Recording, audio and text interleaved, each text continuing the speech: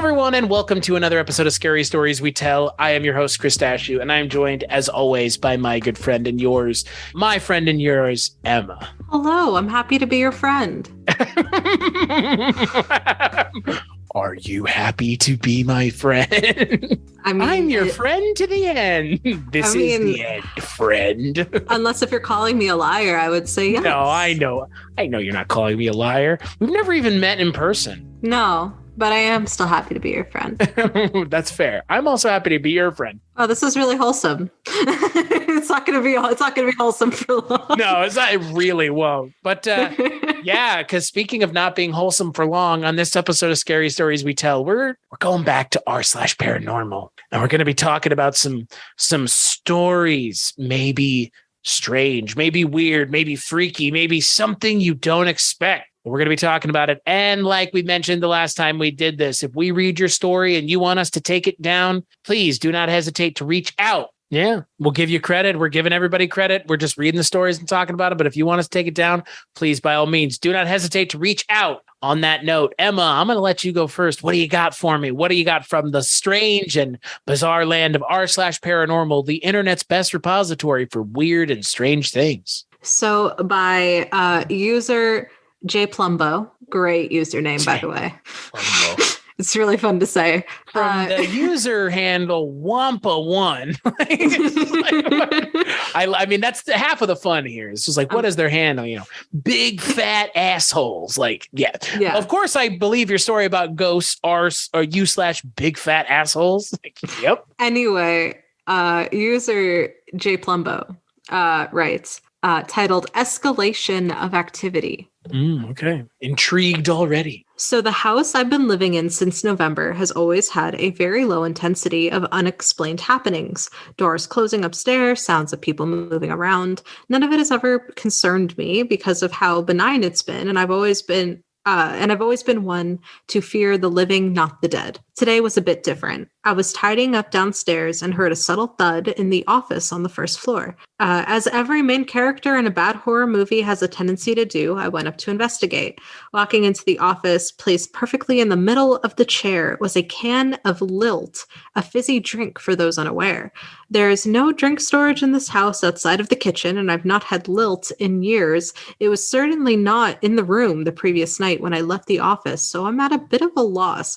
I've never had things appear before, and I'm not too sure how to feel about it. Like Zoinks gang, we have to investigate the case of the soda can on the chair. I mean, obviously, the only thing I can think of in a way to debunk this is somebody is in the house and left a can there. That's the only way. Take that us out, right? Let's take that out immediately. Well, if we're going to go the creepy route, it could be like a house squatter, like living in the walls. Oh, that's real scary, right? Yeah, that's actually scary. Is that scarier than ghosts? Let's talk. Let's break this down. Is a person sleeping in your house, unbeknownst to you, scarier than ghosts? Call the police. Seriously. Potentially. Yeah. Don't call Ghostbusters. Call the fucking police. I mean, there have been stories, speaking of Reddit, there have been stories on Reddit of people like, I think there might be someone in my house. And it's like 10 times out of 10, there isn't actually someone in there. But it does happen. It does happen. Most of that's the thing. I think it's like with anything else, like with ghosts or anything else, 10 times out of 10, it's not ghosts. But there is that one time where it is. And it's the scary part of not knowing if that one time is right now or if that one time is something you're never going to experience. Not everybody wants to have a paranormal experience. Right? I don't think you want to, do you? No, I might say like a surface level that I've never had one. I feel like I kind of need to, but at the same time, it's like it will scare the absolute piss out of me. And I don't need that stress right now. Right. And I don't need the existential dread that comes with it. Right. And I have had several kind of minor paranormal experiences since I've started this show, and they've kind of, again, I've talked about them. I haven't talked about them ad nauseum, but I've talked about them when they've happened. And yeah, they're not, it's not that they're not pleasant, but they're not like some of the easiest things to talk about. And when I think about them, given that one of them happened, several of them have happened in the house I live in now, it's probably best to not sit and think about them all the time. But as someone who has had minor things happen to them, yeah, it's not necessarily like the most like, oh, great. Like, I'm not, you know what I mean? Like, I'm not scared about what happened because I don't feel any kind of malevolent intent behind it, but it's definitely not something that like I think most people would prefer to have happen to them. Does that make sense? Yeah, unless it's something that you're just very used to that you like grew up around, I guess. Like Arthur. Yeah, like Arthur. I mean, don't get me wrong. Arthur, your former co-host on Strange Beliefs. Yes. I mean, don't get me wrong. I don't think he enjoyed any of his paranormal, encounters. Most of them were pretty terrifying. That's a lot of people, right? They don't ask, it's like Whitley Strieber. It's like, I'm not asking for this to happen. It just keeps happening. Like, what do you want me to do? Episode 25 of Strange Beliefs was the episode title was, guys, I think ghosts are real, because this story was a little too uncanny. And what we wound up doing after he told me this story is that we took a pause where I like researched if somebody had actually like died there or nearby in like a similar fashion. I think you told me about this before. And I asked him, I like was like, okay, I found pictures of this person who had died. Can you describe to me what they looked like again? And then can you let me know, like, is this who you saw? Which if I could go back in time, I would have pulled up several pictures of like similar-ish, like right. And done me, which one is it? Which one? Like lineup style, like always. That's why like I love you, Emma. I should have. If I had, like, I wish I had done this one thing that would have probably given me more evidence. I honestly, like, I kicked myself for that. I wish I could have redid it. But point is that when I showed him the picture, he just like paused and he was like, Emma, I think that is who I saw. Right. And that just gave me chills. And like, I have no reason to think that my very good friend of over a decade would lie to me for any reason. And he had nothing, we really didn't have too much to gain from this, from doing the podcast. It was just a way for us to shoot the shit about creepy shit. So, But yeah, anyway, that's episode 25. If you guys are curious, that was a really cool story and pretty convincing to me. But how would you rate finding the can of soda in your office? I mean, so they're by themselves, right? They live alone. So I mean, I can only assume. Right. Well, I would hope they're not surprised if there's a can of soda on their seat and they have a significant other. How did this get here? Oh my God. Oh, right. I have a wife who may give a shit about me and put things in my office for me to be nice. I take everything at face value. They live alone. This is weird. They're surprised by it. Did they say, okay, here's the question. And maybe they answer it in the comments, because we know sometimes if the OP gets involved in the comments, some answers may come to light. I will say there are no comments under this one. Never mind. I was curious because I wonder if they had a can of that soda in their house anyways. No. So they said, I have not had Lilt in years, which tells me that they did not purchase this brand of fizzy drink. Then you know what? Hell of a story. It's got to be a hell of a story then. If this happened to you and you lived alone, right, and you are very good about locking your doors at night, and you're like at least 99% sure nobody's living in your walls, and this drink that you have not had in a decade showed up, can of Surge or something, like showed up in your office out of nowhere after you heard like a sound. Yeah, I genuinely don't know what I would like. I'd be fucking terrified. I would be pretty fucking scared. Yeah, it's like that's scary. Like I don't think there's any question there. That's scary. But then my follow-up question is, can a ghost or a spirit of sorts manifest a can of soda? That's the question. Like, because it's a physical thing, right? I've been watching a lot of Observation Duty. I don't know if you know that game.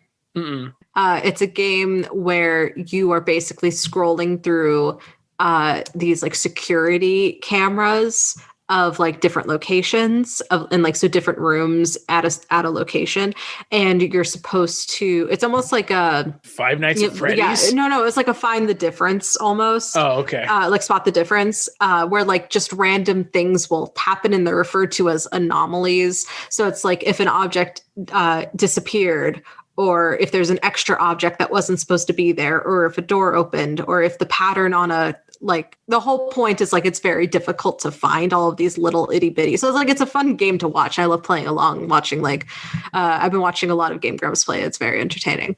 But so like according to that logic, there could very well be extra objects that just show up, but that would be referred to in this context as an anomaly. Do we think that that's possible? I mean, because like I'm sure we've all experienced like something feeling like it just goes missing, like in your house. Like you could have sworn that you just saw it yesterday and it's just gone. Well, and that's the question. It's like, did it shift out of plane, right? Because you brought that up the last time we did this, where it's like, vibrating at a different frequency. I wonder if that's what it is. I think I would be inclined to believe that. And I would be inclined to believe that because like... Over a ghost. Well, okay, so that's the thing. Like, this doesn't sound like a ghost thing. This doesn't sound like this need. Let me put it this way. This doesn't sound like it needs to be a ghost. Does that make sense? Yeah, like to me, if anything, I would say that maybe there's an alternate universe where you never stopped drinking this drink and you left it on your chair and it just phased into this reality. And in the other reality, it's missing. Right. And that's what I mean. Like, I think I think the way that I think could, I don't know. I think the way I think in this reality could be the opposite of the way someone else in another reality thinks. And so therefore, yeah, like you said, if I hadn't in a while, maybe they had, and somehow, I don't know, like, there's this whole thing about Bigfoot being an interdimensional being and Bigfoot walking in and out of our universe. And that explains how Bigfoot exists but doesn't, because people have had these kind of strange experiences with Bigfoot where Bigfoot like seemingly shifts in and out of plane. And so like I wonder how prevalent that is, because like that's kind of what we're talking about here, is like that being like, if all the universes exist, are they all existing at the same time, which is everything all at once, everything everywhere all at once, right? I was going to say it's a great movie. Right. But that's what that is, right? Yes. Yeah. Right. That's exactly like the type of being able to reach into a separate reality, and a close alternate reality, and being able to like cherry pick things, whether it's, something like a learned thing or a tangible thing, being able to reach into, an alternate reality. Great fucking movie. Highly recommend. So good. I haven't seen it yet.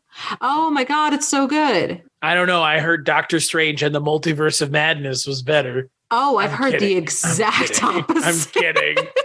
I mean, but that movie talks about the same thing. I mean, that movie talks about the same thing, where it's like all these it's about multiverses, yeah, and like the universes existing at the same time and stuff. That's a medium. That's a medium for the story. The story is so much more than that. Well, yeah, sure. Sure, but they're talking about this. They're talking about multiverses and stuff, so that's why they're getting compared. But apparently, like there's only like 2 multiverses or something, and one of them is like, what if a stoplight green meant stop? Correct. Yes, it's not very. It's not very creative. Yes. So I'm going. But it's also highly desensitized for the masses. So I will say that my boyfriend saw both. Relatively cares about the franchise. I do not. Saw both movies. I mean, I don't. Who does anymore? And he directly said to me, I have watched Everything Everywhere All at Once 5 times, and I absolutely hated Multiverse of Madness. It was garbage.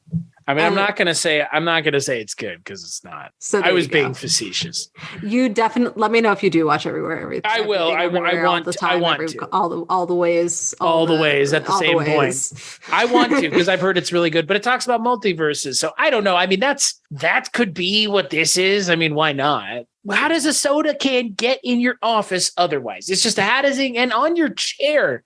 Of all things, on your chair like that. Like, it's not like it's on your lawn. No, it's not like it's not even like it's on your desk. You know what I mean? Like on your, it's so weird. Like why? It is very weird. Why on the chair? So I'm going to upvote this one. This is a good one. I mean, I don't know why there aren't any comments right? on r/paranormal or slacking. Because it's so simple. It could be any number of things. Could it be a ghost who got it from another person's house and brought it through an open window? They don't mention windows, but through an open window onto their seat, and it's just a poltergeist ghost. I mean, there you go. I don't know. I don't think ghosts necessarily are capable of phasing a new object into reality. Right. I think like if it was somewhere else in the house, potentially could there be a way to make it disappear from one location and reappear in another location? Or maybe it just like floats it over. I don't fucking know. But like, man. The multiverse theory makes more sense, or like alternate dimension or something. Because like that explains it. But again, like there has been scientific information about the existence of a multiverse and multiple universes. Now we have to call it the multiverse because we can't say multiple universes anymore. But there have been scientific information saying like it could exist. So it would be awfully boring if this was the only existence. Let's like not kid ourselves, right? Oh, and we know for a fact we are not the alpha timeline. Do we? Oh, hell yeah. Are you kidding? This timeline fucking sucks. Yeah, but just because this timeline sucks doesn't mean it's not the alpha timeline. I feel like it's not. But here's the thing. I think this timeline sucking is a perspective thing. But also, what does it even mean to be an alpha timeline? I don't know. I mean, there have been so many advancements, like socioeconomic, technological advancements in our lifetime that like people 100 years ago couldn't even fathom. And like people 100 years ago before them couldn't fathom the things that were being discovered while they were alive. It's like really hard to gauge because I think everybody's interpretation of reality is slowly coming undone. I think everybody's interpretation of reality is getting amplified and changed by technology and other things. I think the base timeline is gone. There was a time before technology where everybody's existence was essentially the same. Yeah. But now it's like this, like you and I have, like we talked about this offline, but you and I have never met ever. Our complete interactions have been through a technological medium that displays you to me as a two-dimensional image. I've never met you. You've never seen me like in full profile before, really. Anymore. I've seen pictures of you as you've seen pictures of me, but like the way we interact is from essentially like our chests up. Yeah, and you've never seen my foot. And I want to keep it that way. Right. Exactly. And every time I'm just like, Emma, can I see your foot? And you're like, no, stop asking. But it's a perception thing because people 100 years ago couldn't perceive what we're doing here in their reality because there was no context for it. And there are a lot of people that can't perceive this reality right now, even as we're talking, because they don't have context for it. People who are older than us, who have never used this kind of technology. I mean, it's like trying to explain color to somebody who's been blind from birth. Right. Like it's just intrinsically something you can't explain.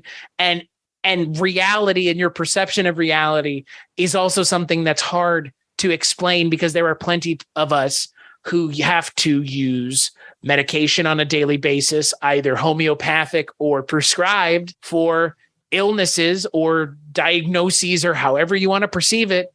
And that can alter your reality as it is. So right. It's hard to say like, this isn't the base timeline.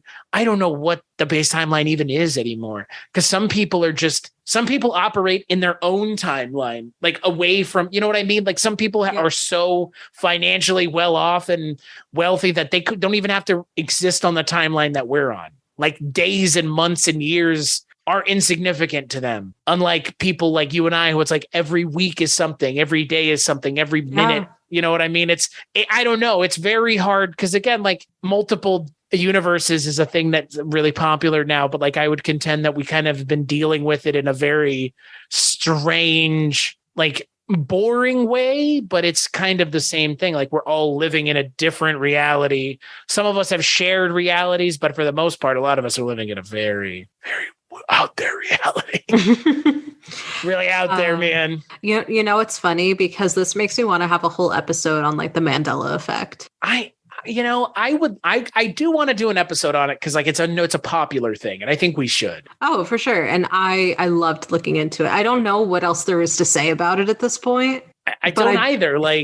But I do want to talk about it because it's cool. Yeah, it's another one. It's like simulation theory adjacent, right? Yeah, it's like somewhere between simulation and multiverse, I think. Deja vu. Yeah. Shared experiences from an alternate dimension or some shit.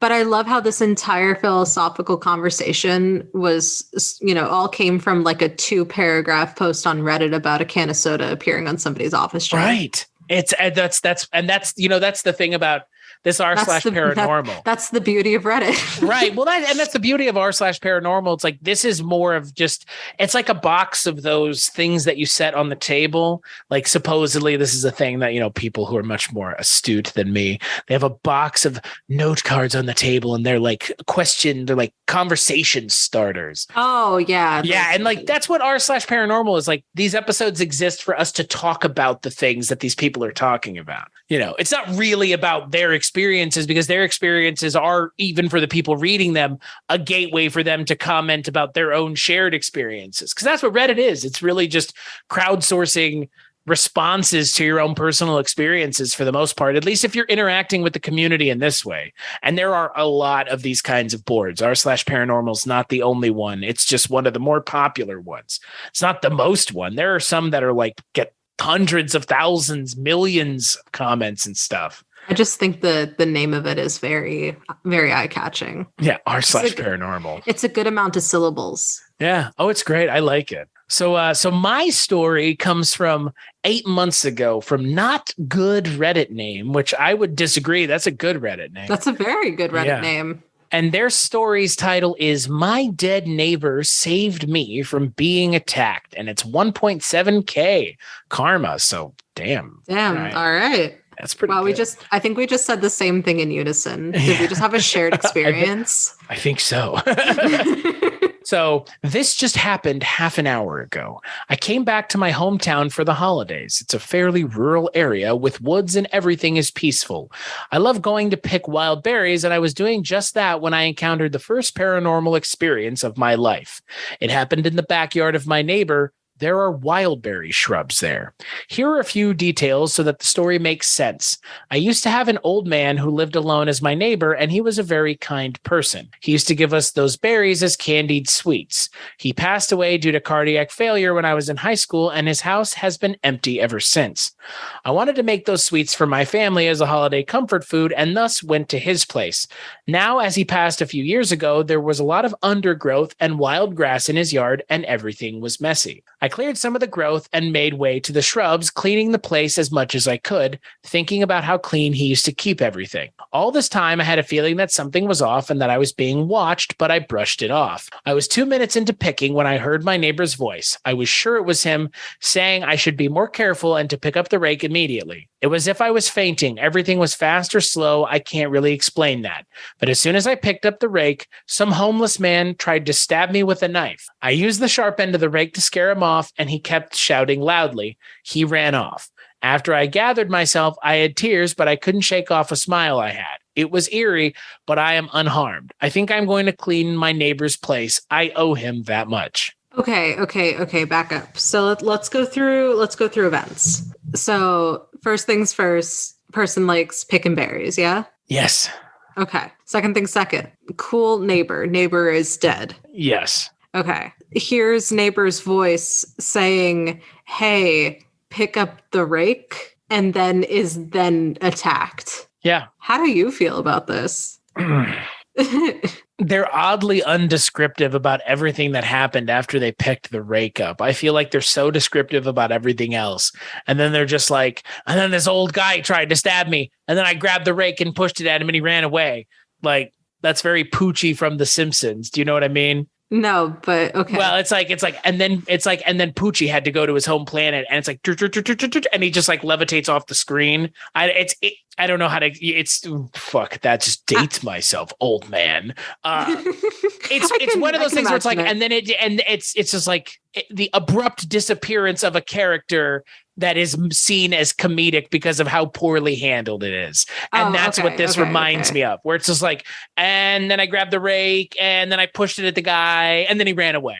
And it's like, well, you were so descriptive about the berries and all the other stuff, but not this like random hobo with a knife in the rural area that you supposedly live in. I would say because it had just happened, they were giving the background because they felt the background story was necessary.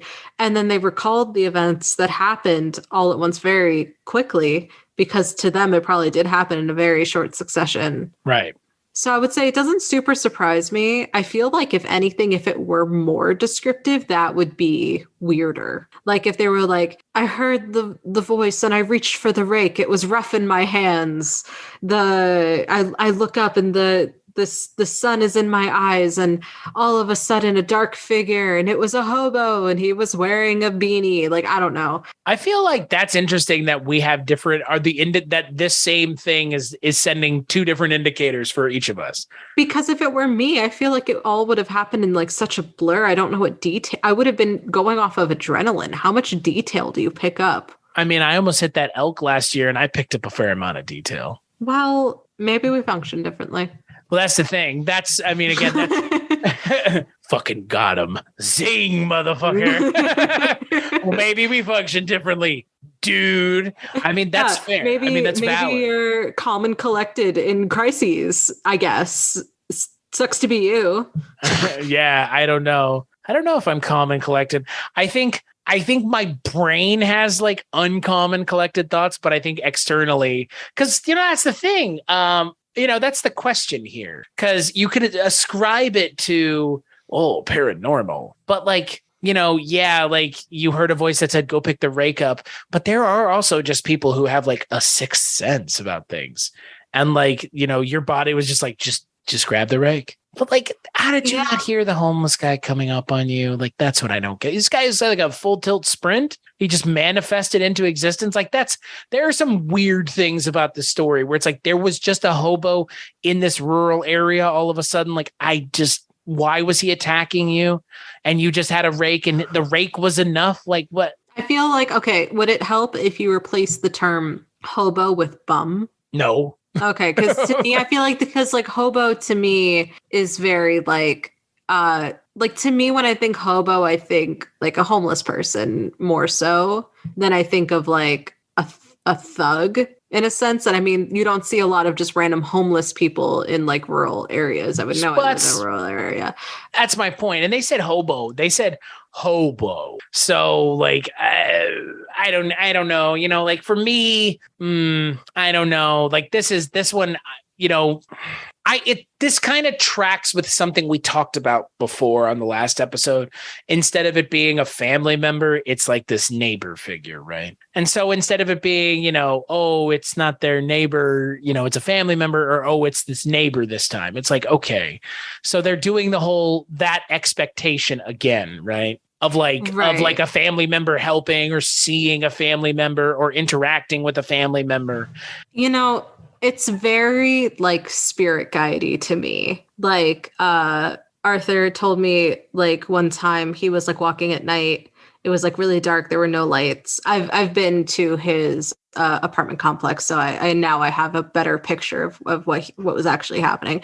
But apparently he was walking and he heard and felt, I suppose, his goddess urge him to like stop and like step to the right or turn to the right or something. And like, so took out, his flashlight and shined it. And there's just like a skunk, like right there. Okay.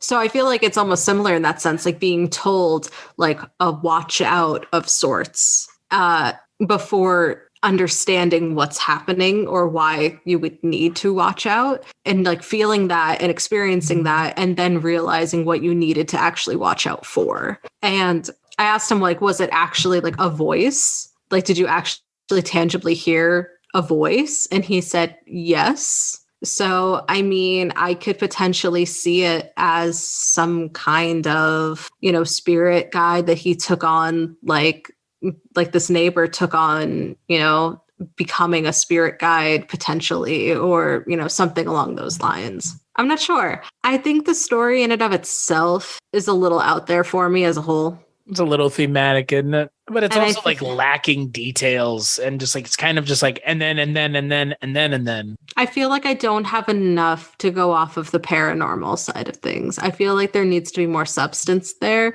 I'm going to give this one a downvote. Yeah. But I mean, if what happened did actually happen, or like maybe you do just have like a spirit guide watching out for you, and in that case, that's awesome. What if the hobo wasn't real and it was like a negative spirit, and it was a positive spirit and a negative spirit interacting with each other? Like duking it out, and you just happen to be caught in the middle. I don't know. I mean, I'm trying to find another way to explain this without it just being like, sounds kind of not on the, it just sounds not. I give your real. Explanation a downvote. Damn. damn. I didn't like it. Sorry. Well, can't say I didn't try. No, you did try. I mean, it's an effort. Give me an A for effort. Nah, give me a C for effort. I'll give you a C. Yeah, I'll give you a C plus. I would downvote this one. This one's not great. Yeah. I like the idea of a neighbor. Like that was the idea. That's the reason I liked it, because it was like, oh, the neighbor, and like that's kind of cute. Right. And like, but then it's like when you finally get to the end of it, it's like, but man, like you're just kind of leaving some stuff out that needs to be there. Yeah, no, the more you talk about it, the more I agree. So I have a longer one for you. Go for it. This is by user little Katie_E, who writes, there may be a mimic in our house. Okay. So they say, not at all familiar with the supernatural. If this is indeed what we may be dealing with, which is the explanation that we're leaning towards.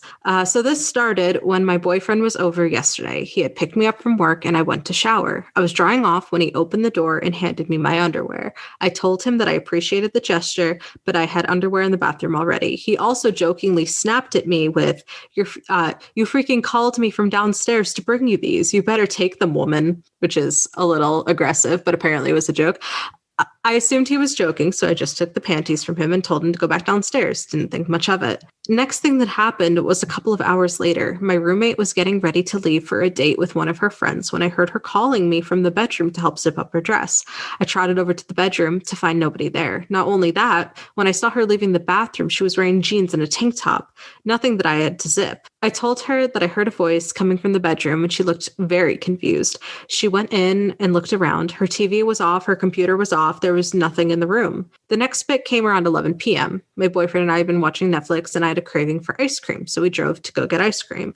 After ice cream, we sat and watched an acoustic show for about an hour and a half before heading home. When we got home, we went to the bedroom and fell asleep watching TV. We woke up around 7 a.m. When he had to leave for work. My roommate was already up and made a joke that we must have really been going at it the way you were shrieking last night. We did not have sex the night in question. I didn't know what she was talking about. When we were alone, we discussed what was happening. I was initially the one to draw the strange conclusion based on what was happening. The underwear thing, the dress thing, and the shrieking thing. She's a big believer in this kind of stuff, so she seemed open to the fact. The last bit of weirdness came when we were doing our evening meditation, both Wiccan, and we could hear speaking from the hallway. It was between two people. We broke concentration and listened. I'm not dumb, so I considered it was an intruder. Then clear as day, through the door, we hear, "Night, y'all," and a high-pitched giggle. Both of those things are what my roommate does and says when she passes by my room, and I'm with my boyfriend at night. We lit some sage throughout the house while saying a prayer. I'm not sure if that'll do any good. We also want to have the house tested for carbon monoxide and mold, and it's totally cool if you read this and don't buy into it because I'm not like 100% sure that I do either. Edit. No carbon monoxide detected in home. Relieved? ? As of right now, we haven't experienced any other phenomenon that we've taken note of, but we are still very much on high alert. And that's it. That's fucking terrifying. So, what? Okay. Several instances where so there's three people. There's the poster, who I'm assuming is female, and her boyfriend. Right. So those two. And then this like other roommate, I'm assuming also female. And basically like random intervals throughout like the span of like 48 hours, I guess, where they keep hearing in each other's voices things that these, people have not said or even been around to say. So like the first thing was the underwear. And like, so the boyfriend was like, you told me that you wanted me to grab you underwear. I brought you underwear. And she was like, I already had underwear. I didn't say anything, but whatever. And then the thing with like the ice cream, and like they were out of the house, and the friend was like, wow, you two must have been, having some pretty rough hanky panky because I heard you screaming. And she was like, we didn't. We were out and like then came home and immediately fell asleep. I have no idea what you're talking about. And then the female roommates were meditating and they heard talking outside their door. And then in the girl's voice, one of the two girls' voice, hears one of them say like night in her voice, and she's sitting right there. That's fucking terrifying. So what do you think? I say leave the house. I say leave the house. Oh my God. I'm Emma. Leave the house. Not worth it. Not worth it. Get out. Not like what this, would you do? But yeah, no, it's fucking terrifying. I give this one an immediate upvote. How the hell do you explain that? Good storytelling. A very elaborate prank. Or good storytelling. The only thing I can think of is a very elaborate prank. And like maybe the boyfriend had just been like playing shit around the house and like being like, you asked me to bring you underwear. It's too specific to be that. That's like way too specific. We both know that, right? Like that's more implausible than it just being a mimic. I will say that if it is like, the boyfriend playing a very elaborate prank, that's extremely cruel. Right. That's my point. Like nobody would do that, I would hope. So I mean, is a mimic a ghost then? Like what are they claiming? It's a spirit? It's a supernatural creature. It's I have heard of skinwalkers, but that's more of like a physical. Right. That's like Wendigos and stuff. Like those are shapeshifters, but that's not what they're talking about here. But yeah, no, an entity. I think like the closest term would just be an entity, just a type of malevolent spirit or a spirit that just really likes fucking with people. So it's like a poltergeist. So they're more saying like, do we have a poltergeist? I don't know. I mean, are we haunted? Yeah, sure sounds like it. Sure fucking sounds like it. Yeah, for sure. I give this one an upvote. It's a good story. There is that. I think it's too good of a story in a lot of ways. Like I think the story is really good, which means the rough edges are not on this story the way they have been on some of the other ones. You notice that? Yeah. I mean, I'm looking through some of the comments. I mean, like this one has a lot of comments. Sure. Unfortunately, the top thing that I see is some asshole saying, well, the Wiccan part made it very clear you're a troll. And so the original poster literally responded with, how is my religion making me a troll? Which I mean... I like bringing to light random people being harassed on the internet. Lol, Wiccan. What does that have to do with anything? What? Because Wiccan's not a religion? That's not the case. That's far from the case. Wiccan is actually definitely seen as a religion now. Yeah, like, fuck you people on the internet. Come on. But I want to see if there's anything else that... It's not the best story, but it's definitely the most thematic story that you have read. I will say this one is possibly the scariest one. It could also just be that as it gets later at night, I'm getting more easily spooked. But I would say this is probably the scariest one that I've read so far. Yeah, well, that's what I mean. It's like the most thematic. It's the one that has the most scariness to it. It feels genuinely scary, right?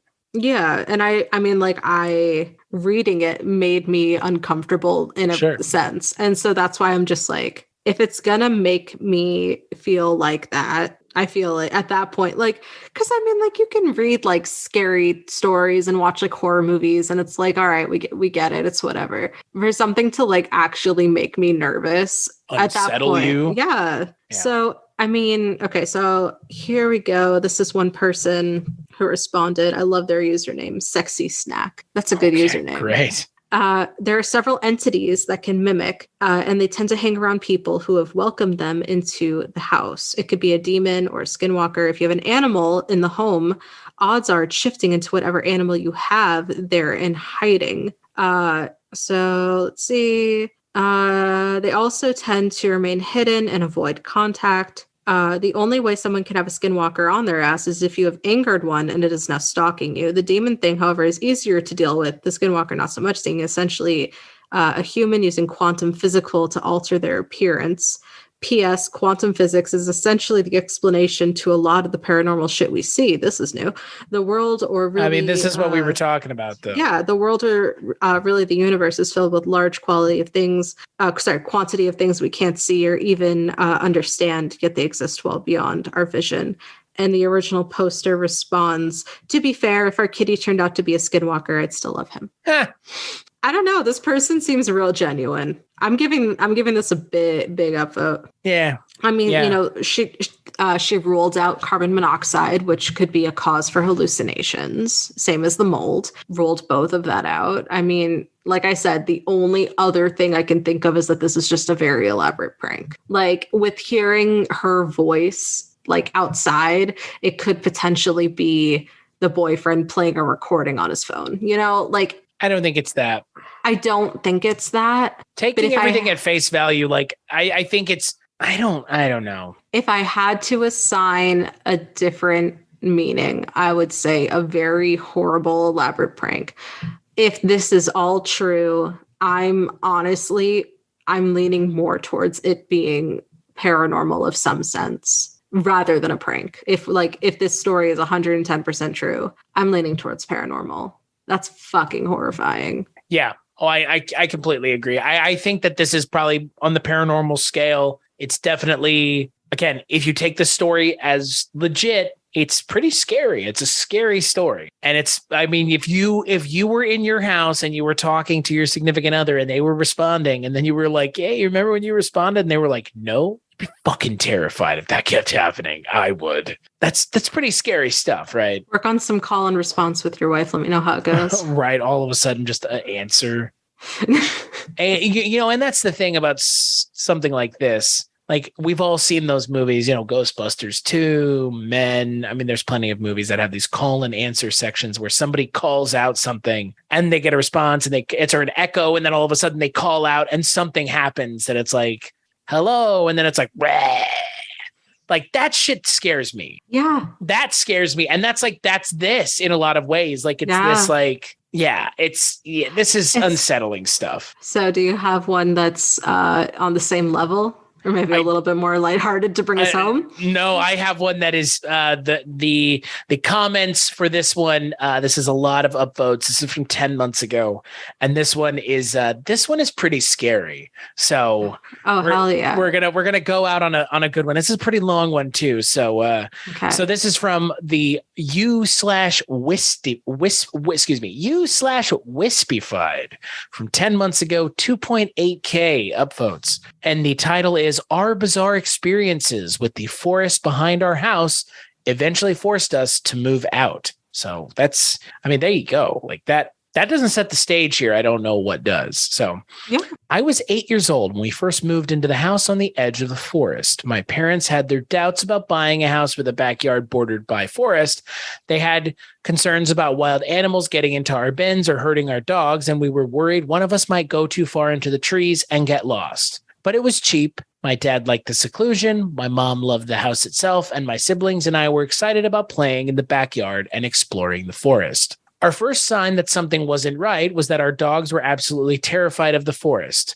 They never went into the forest for any reason. If a toy they'd been playing with found its way past the tree line, they would refuse to retrieve it, and when one of us went in, they would pace anxiously until we returned. On occasion, we'd notice the dogs staring at a spot in the forest in obvious distress, sometimes growling or barking, but we could never see anything there. My brother once carried one of the dogs into the trees to show that there was nothing scary about it, but she wriggled out of his grip and sprinted into the house in a panic. If we were in the backyard when it was getting dark, we sometimes heard noises like someone was walking through the forest, sticks crunching underfoot, branches being pushed aside. If we called out, there was no response, but if we shined a flashlight around, we could occasionally catch a glimpse of just a split second of something that we could swear looked like a person walking around in the dark. My parents quickly banned us from entering the forest at all after dark, and even during the day, we weren't allowed to go out of sight of the house. My sister's bedroom window looked out at the backyard and the forest beyond, and she remembers looking out her window one night and seeing a shadowy figure standing right at the edge of the backyard. She says there was something wrong with it, like it wasn't quite standing on the ground and it was a little too tall to be a person and it was sort of distorted. And she was convinced it was staring at her.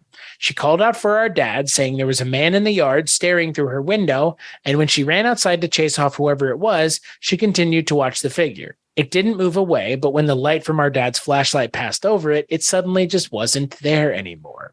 Oh, no. We regularly heard knocking at the back door at night with no one there. Our parents thought it was teenagers playing pranks and stopped bothering even opening the door until one rainy night when the knocking was persistent and agitated. My mother pointed out there might be someone needing shelter from the heavy rain outside, but when she opened the door, not only was there no one there, but there were no wet footprints on the porch.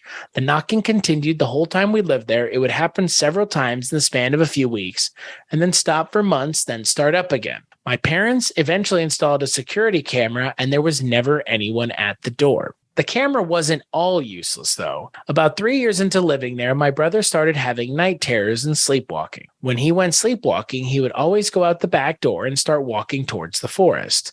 No. My mom, being a light sleeper, would hear the door open and would run out to get him before he made it into the forest. After the third or fourth time it happened, my brother asked to see the camera footage because he wanted to see how it looked when he was sleepwalking. I guess thinking it'd look funny. The footage showed him walking out onto the porch, then pausing as if listening to something and shaking his head, then reluctantly walking forward as if being pulled or forcefully guided by something. One evening, my dad was in the backyard and he heard my sister calling him from the forest, seemingly in distress. Thinking she'd gone exploring into the forest and fallen over and hurt herself, he ran in and started calling to her, but quickly realized it was too dark to see and he couldn't pinpoint where her voice was coming from. He told her to wait where she was while he grabbed a flashlight. When he ran back into the house for the flashlight, he saw my sister inside, safe and completely unconcerned. At the time, my dad hadn't told us about hearing my sister's voice in the forest, so when I heard my mom's voice coming from the forest months later when I was outside with the dogs one evening,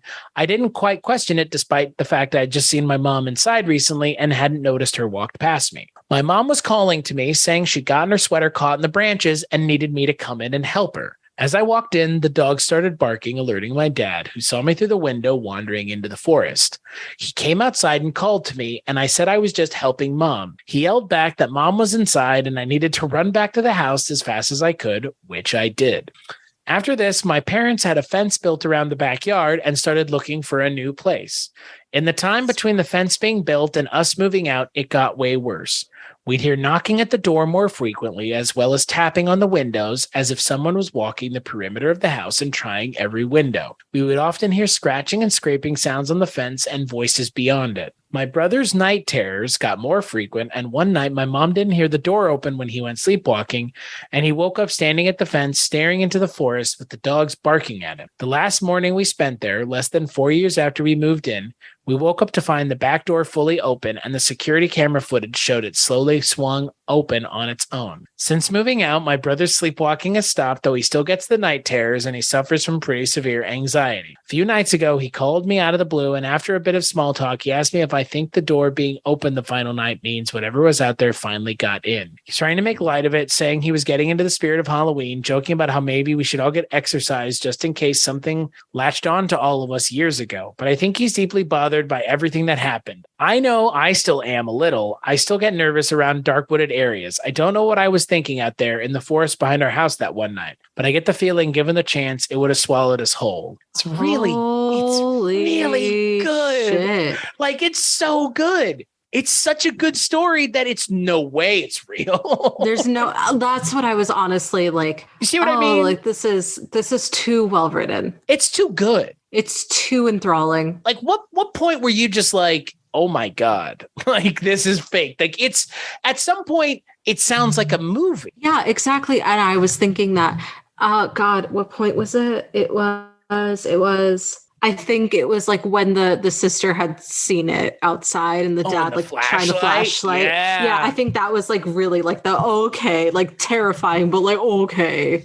Like, yeah, it would be fucking terrifying. But at the same time, like, that's very thematic of you and very cinematic too. Like, oh, and I had the flashlight. I passed it over him and it disappeared. Like, oh man, yeah, it's terrifying. Like, don't get me wrong. Like, that is scary stuff. But too scary. You know, what sucks is that I have a large forest behind my house as well. Oh my God, Emma, no fucking way. I do. I really do. It's not like a large forest, but like it's a wooded forest. Area. It's a wooded area. And not me like basically imagining my own home throughout this story, because that's not good. That's like manifesting no number one. Well, and that's the thing, like where my cousin lives in St. Louis, and my dad's family, they back up to that. When I was reading this story, that's where I was imagining, because like they back right up to like a forest,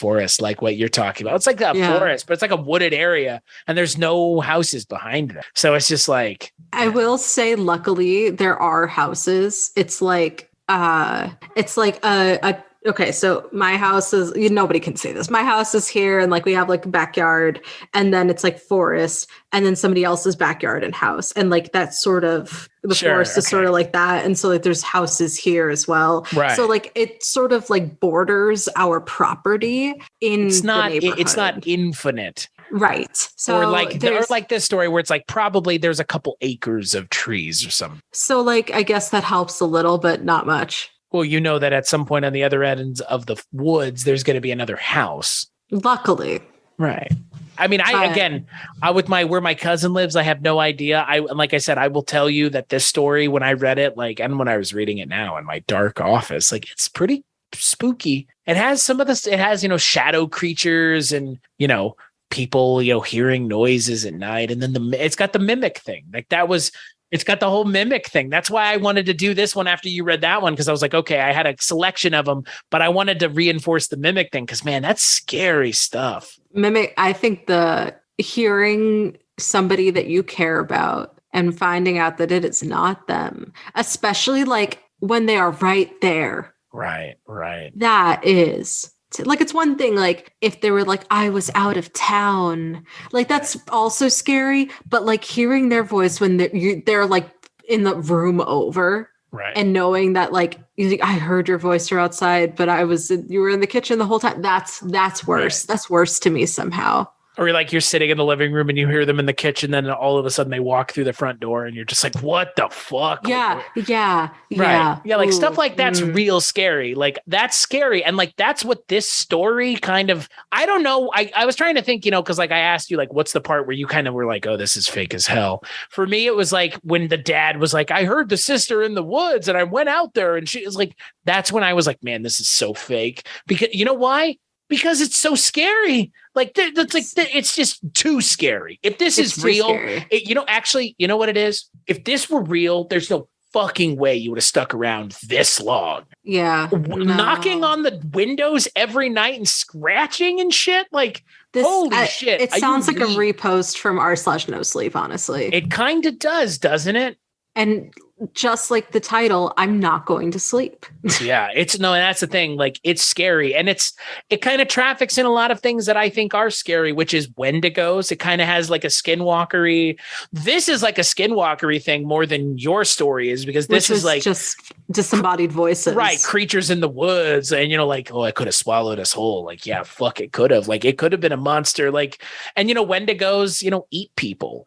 They eat human flesh. So, I mean, yeah, that's scary. That's a good premise for a movie, isn't it? Like, I would watch this movie. I mean, it would be cool, right? Like, it would be a good premise for a movie. You want to know what's funny though? I feel like this might be like the first episode that we've done that I really feel like these are scary stories we tell. Yeah, this is scary. This is a really like, that's a scary story. Like, even if it's not real, like, it's pretty fucking scary. It's enough to make me want to run up my stairs when I go to bed tonight, like, for sure. I was like, you saw me looking around when I was reading, like, it was making me a little anxious. Oh, are you seeing me on the other end? Like, fucking, like, fuck. And that's the thing. Like, it has it has all the hallmarks of stuff that's really scary, like It's the very brother well written. sleepwalking. It's sleepwalking and the door opening, and we built a a backyard fence to keep the thing out, and then all the dogs are barking all the time. It's like every single thing. They're checking every box. They missed one. They missed one. What did they miss? The birds hitting the windows? No, the toddler that's seeing things. Oh yeah. They're They're like adult children in this. So yeah, it's like, mommy, I saw blah blah blah playing blah, with blah, my blah. invisible friend. Yeah, they did that in Amityville, and and like Conjuring and everything. Oh, I saw them. They're playing with me. It's like, this is a fucking horrifying, like, run. No.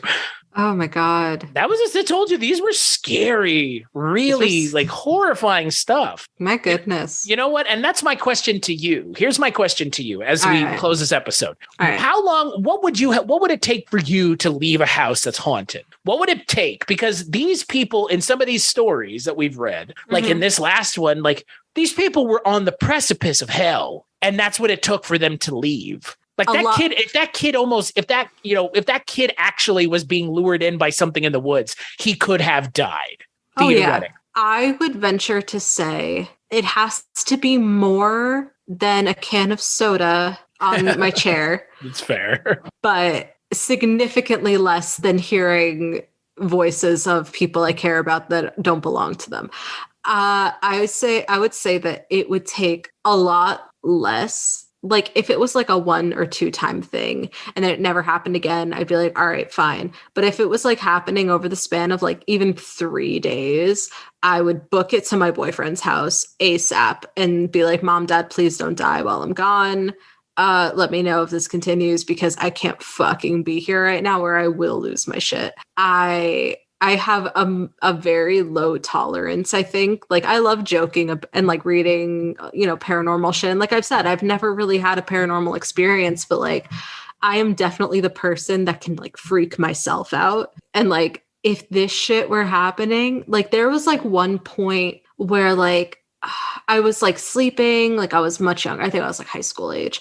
And I was like sleeping in my room and I was hearing like a lot of scuffling sounds, and it was like keeping me up, and I was like I was like hiding under my covers kind of shit. And like my dad was like, yeah, no, we have mice in the walls. And like even that like wound up having to put in a couple traps and then everything was fine. But like that, just hearing like scuffling sounds in my walls, that was more than enough that if that kept happening and we like set up traps and like nothing stopped or slowed down and it got like worse, it wouldn't take me like more than a fucking week to book it. That's fair. What about you? What's your capacity? I think that, I think I'm in the same boat as you. Like, I think my capacity is a little higher given that I have had things happen in this house to me. And I have seen things in the basement of this house. I'll go on record. I know you told me that. I've said it before. I'll repeat it here for new listeners who may be just now finding our show. If you don't want to have to go and sift through the old episodes, I'll tell this little ditty right here, at least the little part. There's Chris Gets Ghosted. There's an episode on your show. There's an episode on my show. Go listen to those episodes if you want to hear us talking more ad nauseum about this. But there was a point when I had returned from the Zach Bagans Haunted Museum adventure that I took in 2018 with a friend of mine, where I went to Las Vegas and Los Angeles on a road trip. We got back here, we passed out. We drove like 28 hours straight. And next day we're hanging out in our basement playing Rock Band. That's something that I like to do. And the basement, you can have lights, some of the lights on, some of the lights off. I have the lights all controlled in our house by a Google Home. And one of the lights was on, so it was kind of casting light against the wall, but there's like a shadow in the hallway, and I'm standing in the center of the room and I can kind of see the hallway, and I keep seeing something out the corner of my eye standing in the fucking hallway. And it's just, and I said something to my friend. I was like, John, I am seeing something out of the corner of my eye. And this is after and again, I don't, the Zach Bagans Haunted Museum, we spoke about it on our Cursed Objects episode. So we've talked about kind of some of the things there maybe aren't on the level, folks, but whatever, that's beside the point. But there are some things there that have to be haunted just by sheer number of things. Something there has to be haunted. And we had some kind of weird experience. One of my friends, after he saw us when we were in Los Angeles, his chair in his office that's like 1,000,000 pounds and impossible to move, moved on its own apparently, and was like in a weird spot in his office when he came home, which is legit actually happened. And he was like, hey, I think something weird happened at my place. This is within like 2 days of us leaving Vegas.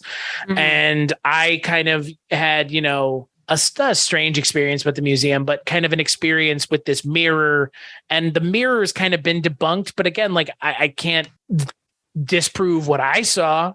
I can just say that the mirror has been debunked, but I know what I saw. And then, this whole stuff happens when we get back, and it's just like, did shit follow you? I don't know. And that's the thing, like this is. When you told me this story, you didn't tell me in the order of you went to the museum and then everything went down. Right. Because I don't want to give that museum the power of that, because I don't want to think it's that. I don't want to think it's that, but at the same time, like, to leave that part of the story out is to not do the story a service. But I don't want to give him that credit, given that we talked about it on the Cursed Objects episode. You know what I mean? Fair enough. Because I can't say it's not that, but I kind of don't want to give someone else credit in it possibly being that. You know what I mean? So if that had gone on for another few days, would that have been enough for you to say, like, I'm just going to leave for a while? Well, see, that's the question, right? Because seeing like a shadow thing out of the corner of your eye is scary, but it's not enough. I didn't have any interactions with it. It's not like it walked up to me. It's not like, again, it could have just been something out of the corner of my eye for all I know. I mean, I'm not one to discount even the most simplistic of explanations, like literally just you're seeing something out of the corner of your eye. So, I mean, to say it couldn't be that just boringly, I think is not out of the realm of possibility. But at the same time, like, I've had other things happen in this house that I can't as easily explain away. So kind of as a package, as a portfolio of hauntings, I think they kind of all work in tandem as kind of like, I think there is something, I don't know what it is. It's been a while. It's been rather quiet, knock on. I mean, we'll see if after tonight it picks back up. Yeah. And that's the thing. Like, it's one of those things where now that I'm thinking about it, like, am I going to manifest it happening? Because that, I kind of feel like there's a possibility of that too. Got to take a moment to imagine a white light around you or some shit. I've read that before. Right. I like how you were really sincere there for a second and then just went away. That, I think, is for me the big takeaway. Like, the story is so good. Because it has, like, it's not just one thing. It's, there's a shadow person, and then there's a creature in the woods, and then there's the creature that they see with the flashlight, and then there's the brothers sleepwalking, which is kind of like the odd, like, curveball that they throw in for seemingly no reason. Like, the story, it kind of works. Like, because it's, again, like the stakes of like the brother going into the woods on his own. Like, how many people were calling it fake in the comments? Oh, that's the funny thing. Like, the next question I wanted to ask you was, how many people do you think actually bought this one? Because more than you thought. Nobody. Most people are like, it's really good, so it's fake. Like, most people are like fake. Like fake. Some people spell out fake, all letters, like FAKE with spaces. Yeah. I mean, there are plenty of people that are like, have you seen this? Like, this might be what's happening. But like, I think the majority of people are like, this is really good. And like you said, yours was a R/no sleep. Like, this is like, put this on no sleep. My God, like you'll rake in the karma big time. Honestly, maybe they did and it just didn't get the love it deserved. So they put it on paranormal instead. I mean, again, like, it's a really good story and they're really creative. So there is that. That account's been suspended. So I don't know. Wispified is in the wind. 10 months ago, this was a big thing on the r/paranormal. I mean, it's got a lot of comments. Got a lot of comments, 343 comments, 2.8K upvotes. I mean, holy shit. That's the most of anything we've talked about so far. I think the one that I read to you was did pretty well, actually. And it was only like, this was 6 days ago. So the Mimic one that I read to you. Yeah. 6 days ago, 196 comments, 551 upvotes. That's pretty good. And these are kind of in the same ballpark. I think they're they trade in the same scare of like the unknown beckoning you with the known. I mean, that's very scary stuff. Oh, that's a really good way to put it. Yeah, but that's what it is, right? It's like, come, it's like the troll under the bridge. I don't know. It's like a harpy or like a siren, I guess, like, beckoning you onto the rocks of your own demise. Like, I like that.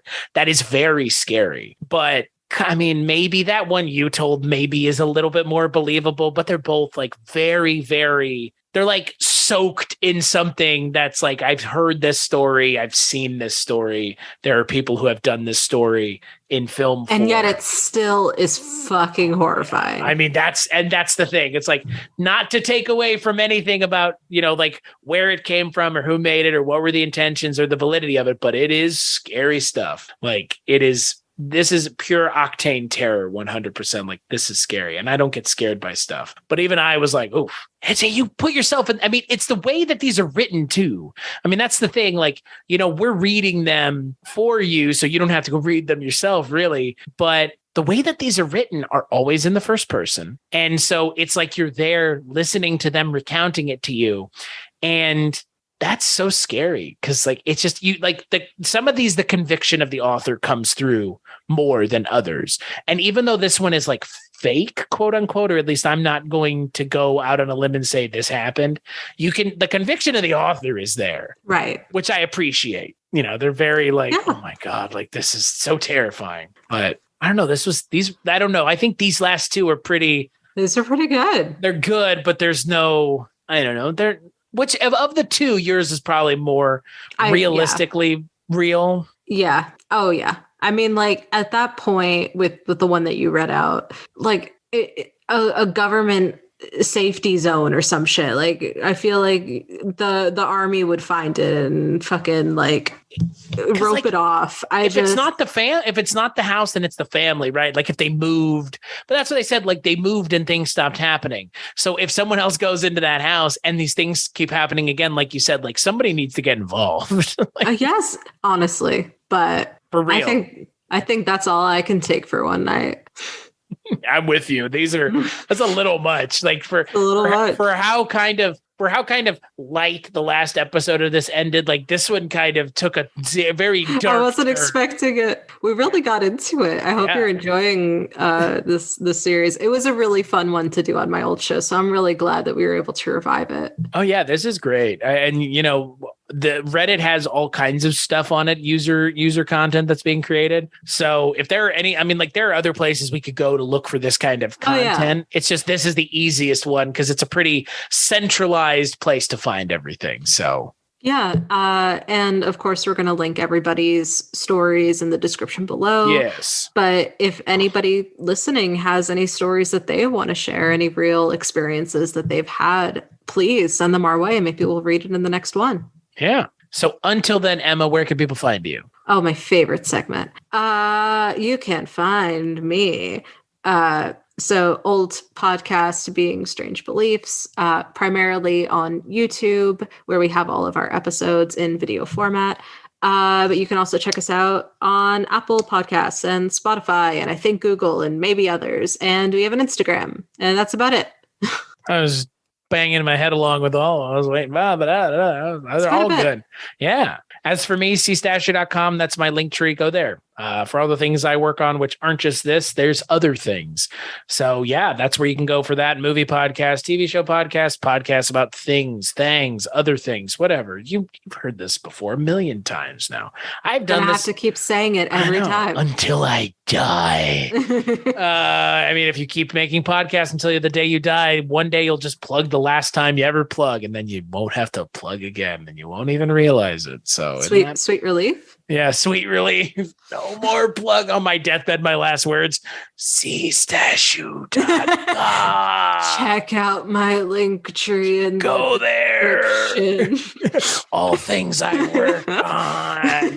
Culturecast on all platforms, including holodeck VR and intravascular membrane discs. Or whatever. That sounds really fake. But that's where you can find me as for this show, scarystorieswetell.com, Scary Stories WT, all the places for social media. If you want to interact, rate and review the show on iTunes. That's the easiest thing to do. We really appreciate it. Yeah, exactly. It helps us find people who want to hear this show, because people who are listening to it, I hope, are liking it enough that they want more people to hear it.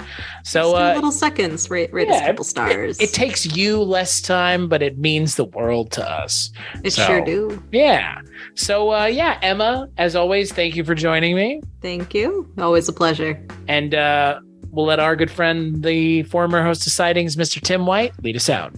No mystery is closed to an open mind.